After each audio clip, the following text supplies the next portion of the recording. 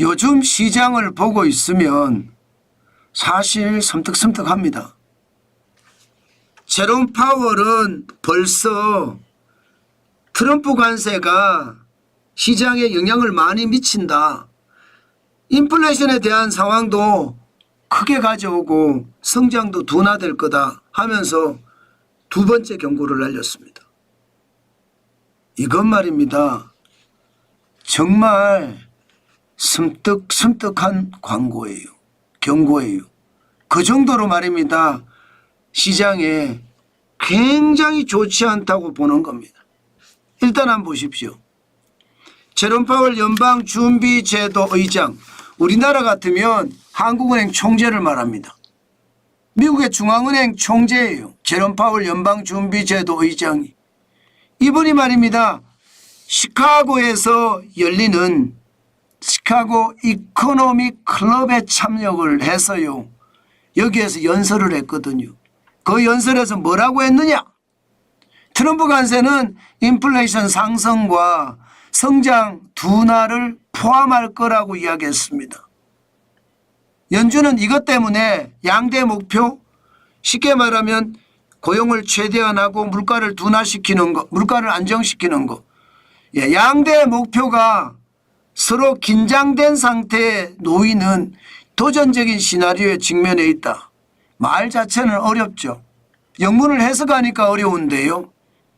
쉽게 말하면 인플레이션이 높고 성장이 둔화가 되니까 고용은 쉽지 않고 물가 올라가는 건 장난이 아니다. 이 이야기입니다. 여러분도 아시잖아요. 물가가 많이 올라가면 소비가 줍니다. 소비가 줄면 기업이 생산을 줄입니다. 생산을 줄이면 고용이 쉽지 않아요. 이 말이거든요.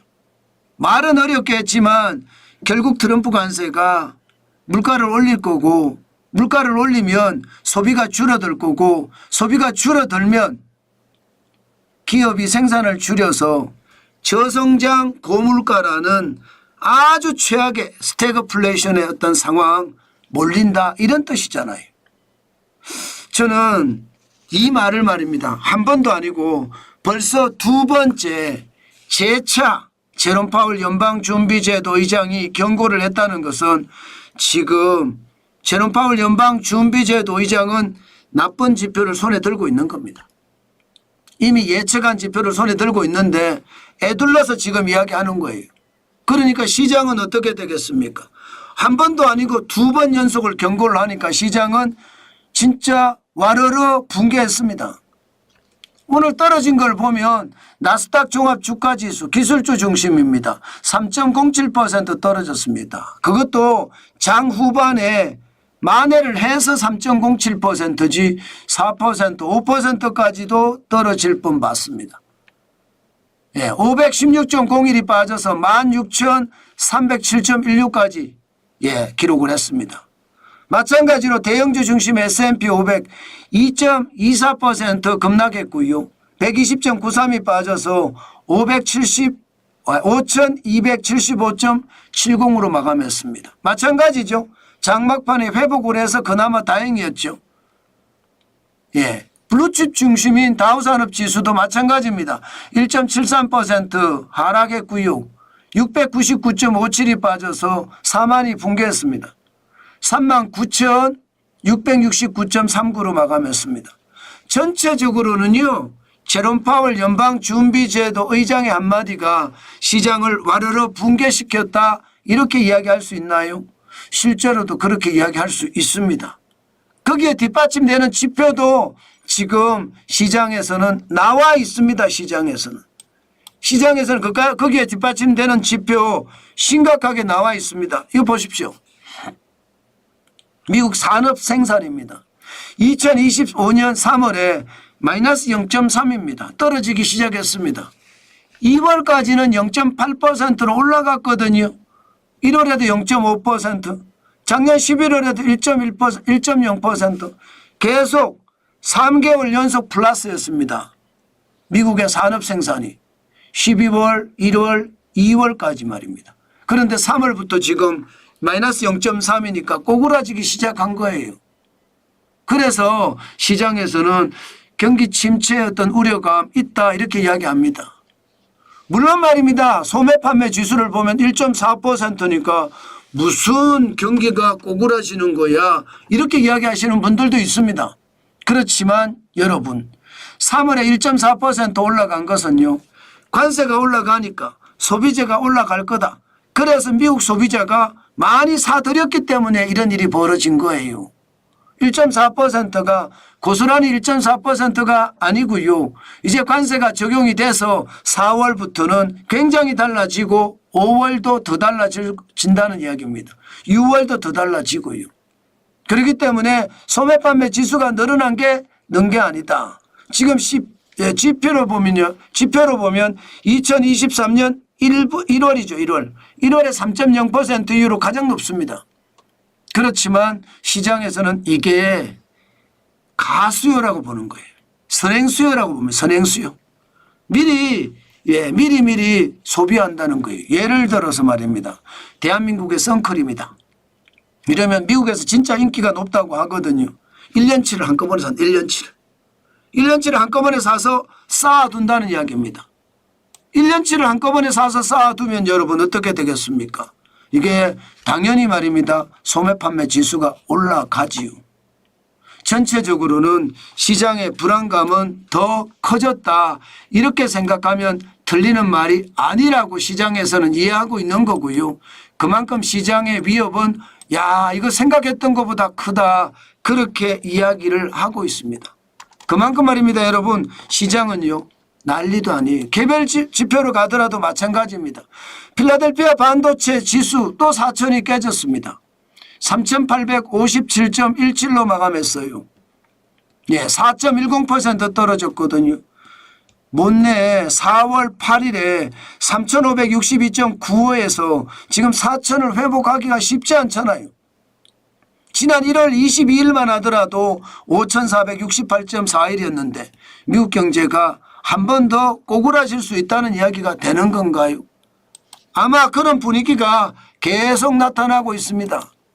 엔비디아는 어떨까요? 필라델피아 반도체 지수가 꼬꾸라졌으면 엔비디아도 꼬꾸라집니다. 다행히 말입니다. 100은 안 깨졌어요. 104.49 이렇게 기록을 했거든요. 6.87%나 떨어진 숫자입니다. 굉장히 많이 떨어졌죠. 예, 지난 1월 6일만 하더라도 149.43달러였거든요. 거의 40%, 30%, 40% 떨어졌다. 이렇게 얘기해도 틀린 말이 아니잖아요. 예, 엔비디아만 떨어진 게 아닙니다. 매그니피센트 7이라고 이야기하는 주식들 대부분 빠졌습니다. 메타 같은 경우는 3.68% 떨어져서 502.31을 기록을 하고 있고요. 3.68%는 많이 떨어졌죠. 아마존도 2.93% 떨어져서 174.33을 기록을 했습니다. 여기에 알파벳도 마찬가지입니다. 알파벳 주가도 안 떨어지는 게 이상합니다. 2% 떨어져서 155.50%를 기록을 했습니다. 마이크로소프트도 떨어졌습니다. 예, 3.36% 떨어졌고요. 371.61로 마감했습니다. 애플은 뭐 당연히 떨어지겠죠. 3.98% 떨어졌습니다. 3.89% 떨어졌습니다. 194.27로 마감했습니다. 200이 깨진 거죠. 200이. 애플이 200이 깨진 거예요. 야, 이게 시장에서는 굉장히 걱정되는 소리를 하죠. 테슬라 마찬가지입니다. 테슬라 4.94% 떨어졌습니다. 241.55달러. 매그니피센트 7이라는 주식 모두 다 무너졌죠. 그 정도로 말입니다. 시장은 지금 예상했던 것보다가 훨씬 많이 떨어지고 있습니다. 결국 말입니다. 트럼프 관세가 시장에 공포감을 심어줬다. 이렇게 이야기해도 틀리지 않습니다. 지금 트럼프 관세는요. 미국과 중국의 충돌을 굉장히 크게 만들어내거든요. 그게 시장의 공포감으로 점점 커진다. 이렇게 생각을 해도 여러분 틀린 말은 아닙니다. 그만큼 시장에 불안감이 커진다는 것 다시 한번 보셔야 되고요. 오죽했으면 제롬 파월 연방준비제도 의장이 두 번에 걸쳐서 미국 경제가 나빠진다. 미국 경제가 떨어진다. 미국 경제가 침체한다. 이렇게 이야기할까요? 저는 그건 한 번쯤 생각을 하고 시장에 굉장히 중요한 요소로 봐야 되겠다. 그 말씀 여러분들에게 다시 드립니다. 결국 말입니다. 성장과 물가, 성장은 안 되고 물가는 올라가고 그만큼 스태그플레이션의 위험이 크다. 지금 미국 시장은 그렇다는 뜻입니다. 여러분들도 아시고 항상 방어적인 자세를 취해야 하는 것 굉장히 중요하다는 말씀 또 한 번 강조해 드립니다.